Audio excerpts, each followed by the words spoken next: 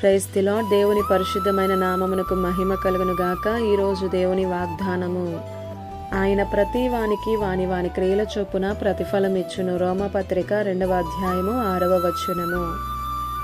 ఈ ఉదయకాల సమయంలో న్యాయవంతుడైనటువంటి యేసయ్యే మనందరితో మాట్లాడుతున్నాడు.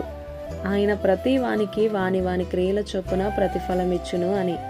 నీవు ఆలోచిస్తే నీవు జన్మతో పాపము, ఆలోచనతో, చూపుతో, చేతలతో, తలంపులతో, మాటలతో, ఆశలతో రోజు నీకు తెలియకుండానే ఏదో ఒకలా పాపం చేస్తూ వస్తున్నావు. జీవితం మొత్తాన్ని పాపానికి బానిస చేసి మంచిని ఎలా కోరుకుంటున్నావు? చెడు చూసే నీ కన్నులకు అసలు పరలోకం ఎలా వస్తుంది? చెడు పలికే నీ పెదవులకు ప్రార్థన ఎలా ఫలిస్తుంది? ప్రియ సహోదరుడా, సహోదరి, ఆలోచించు. ఇకనైనా మార్పు చెందు, సరిచేసుకో, సరి అయిన మార్గమును అనుసరించి నడుచుకో. తద్వారా దేవుడిచ్చే పాప క్షమాపణను పొందుకుంటావు. నీకున్న పరిస్థితులను కష్టంగా ఉండవచ్చు. ఆ కష్టం ప్రార్థన నేర్పిస్తుంది. నీకిష్టమైనవన్నీ వదిలి దేవునికి నచ్చేలా బ్రతికితే త్యాగం చేసినట్టుగా మారిపోతావు.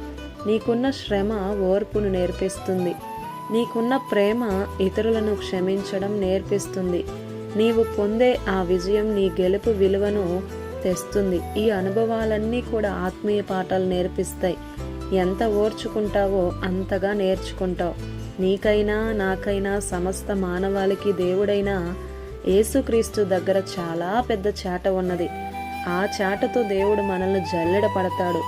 మనలో పొట్టు వంటి జీవితం ఉంటే మనము గాలికి కొట్టుకొని పోయి నిత్య నరకంలోనే పడతాం.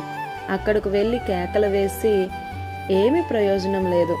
మనలో గింజ వంటి జీవితం ఉంటే మనము దేవుని కాళ్ళ దగ్గర ఉంటూ నిత్య జీవాన్ని పొందుకుంటాం. అతి చిన్న విషయానికి కూడా దేవునికి కృతజ్ఞత కలిగి జీవించడమే మనకు మేలు. నీ ఒంటరి కష్ట సమయాన్ని దేవునితో గడుపు. ఎవరికి చెప్పలేని బాధ ఆయనతో చెప్పుకో. మన దేవుడు వింటాడు. మన దేవుడు మనతోనే ఉంటాడు. మన దేవుడు చూస్తున్నాడు. ఆమేన్. ఇది నా వాగ్దానం మనందరి జీవితాలలో నెరవేరాలని కోరుతూ దేవుని సువార్త పరిచర్యలో మీ సహోదరి ప్రసన్న.